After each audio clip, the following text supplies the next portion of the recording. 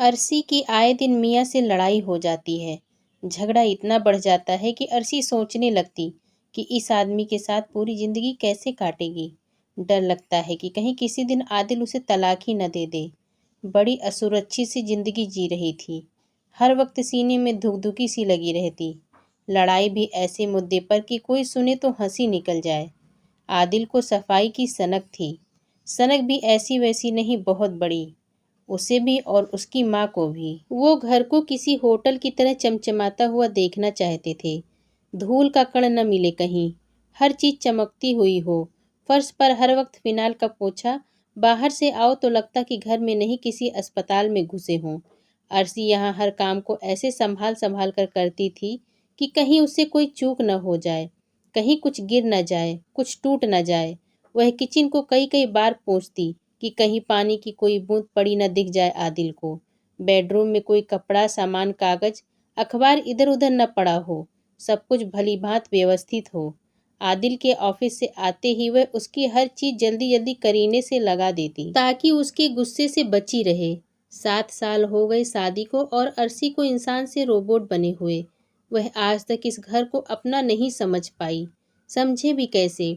वह कभी अपने तरीके से कुछ कर ही नहीं पाई। यहाँ घर को सुविधा अनुसार और अपने अनुरूप तो वह रख ही नहीं पाती है। आदिल की माँ ने घर में जो चीज जहाँ सजा दी है, वह बस उसे वहीं देखना चाहता है। अरसी अपने मन से कोई चीज इधर से उधर नहीं कर सकती। यहाँ तक कि अपने बेडरूम तक में वह अपने अनुसार तस्वीरें, फूल या अन्य चीजें नहीं लगा पाती है। जरा सा चेंज करो तो 100 सवाल खड़े हो जाते हैं।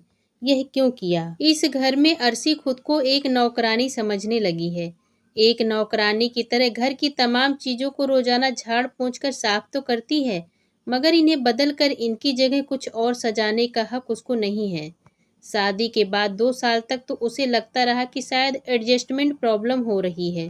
शायद उसके घर में साफ सफाई का इतना ध्यान नहीं रखा जाता है जैसे यहाँ रखते हैं। नया घर, नए लोग हैं तो धीरे धीरे वह इनके तौर तरीके सीख लेगी। मगर बीते 5 साल से वह इस बात को शिद्दत से महसूस करने लगी थी कि आदिल और उसकी माँ सफाई के मामले में बहुत ज्यादा सनकी हैं। उसे लगने लगा था कि आदिल से शादी करके उसने बहुत बड़ी गलती कर दी है। माँ का घर तो छोटा ही जो मिला वह अपना नहीं है। इन 7 सालों में उसके अंदर ही अंदर बहुत कुछ टूट चुका है। एक सन्नाटा सा बिखर गया है अरसी के शरीर और आत्मा में। 7 सालों में वह बिल्कुल अकेली हो गई है। हाथ भी खाली, मन भी खाली और कोख भी खाली। कोख इसलिए खाली क्योंकि अरसी गर्भ निरोधक दवाएं लेती है, आदिल को बताए बिना। सोचती थी कि इस घर में एडजस्ट हो जाऊं तब फैमिली बढ़ाऊंगी। फिर आदिल के गुस्से और लड़ाई झगड़े की वजह से सोचती 2-4 साल में जब दोनों को एक दूसरे की आदत हो जाएगी, एक दूसरे को समझने लगेंगे और झगड़े कम हो जाएंगे, तब वह अपनी बगिया में नए फूल का स्वागत करेगी। मगर अब तो लगता ही नहीं कि कभी ऐसा हो पाएगा। उस दिन आदिल का मूड कुछ रोमांटिक सा था। बिस्तर पर लेटते ही उसने अरसी को बाहों में जकड़ा और बोला, अब हमें फैमिली बढ़ाने की सोचनी चाहिए। तुम किसी लेडी डॉक्टर से मशवरा क्यों नहीं करती? आखिर कब तक इंतजार करोगी? अरसी उसकी बात सुनकर खामोश ही रही। आदिल अपनी रौ में बोलता रहा, देखो मैं बहुत आजाद ख्याल का आदमी हूँ।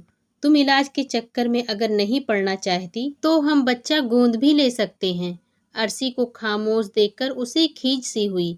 कुछ तो कहो। उसने उसकी चुप्पी पर खिसियाते हुए कहा, मुझे बच्चा नहीं चाहिए।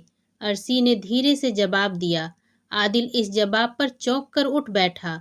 अरसी के चेहरे की ओर उसने गौर से देखा और पूछा, बच्चा नहीं चाहिए? क्यों? फिर शादी क्यों की तुमने? उसकी आवाज कठोर हो गई।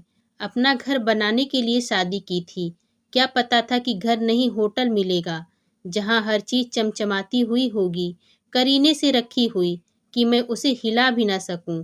अरसी ने धीरे से जवाब दिया, क्या मतलब क्या है तुम्हारा? ये घर नहीं होटल है? आदिल चिल्लाया। हाँ, होटल ही है, चमचमाता हुआ होटल। कभी देखा है उन घरों को जहाँ बच्चे होते हैं? कैसे होते हैं वह घर? वहाँ हर तरफ खिलौने बिखरे होते हैं, चॉकलेट टॉफियाँ बिखरी पड़ी रहती हैं। घर वह होता है जहाँ बच्चों की किताबें पड़ी होती हैं, उनके कपड़े यहाँ वहाँ सूख रहे होते हैं। कहीं वह खेल रहे होते हैं, कहीं खाना खाकर फैला रहे होते हैं, तो कहीं पॉटी करके बैठे होते हैं। वो होता है घर, जहाँ जिंदगी होती है, हलचल होती है, शोर-शराबा, हँसी-मज़ाक होता है। ऐसा नहीं जैसा यहाँ है, फ़िनाइल की महक से भरा सन्नाटा, सिर्फ़ सन्नाटा, अंदर भी और बाहर भी। मुझे होटल में बच्चा पैदा नहीं करना है। तुम चाहो तो मुझे तलाक दे दो। आदिल बिस्तर पर सन्न बैठा था और अर्शी को आज इतने सालों बाद यह सच्चाई कहने के बाद बहुत हल्का महसूस हो रहा था। यह बात आदिल से कह पाने की हिम्मत उसमें आई थी तलाक का कठोर फैसला लेने के बाद। आदिल को उसी हाल में छोड़कर वह छत पर चली गई, आखिरी बार इस होटल के ऊपर का आकाश देखने के लिए, क्योंकि कल सुबह उसे वहां से उड़ जाना था। अगर आपको मेरी आज की यह कहानी पसंद आई हो तो मेरे चैनल को लाइक, शेयर एंड सब्सक्राइब जरूर करें। धन्यवाद।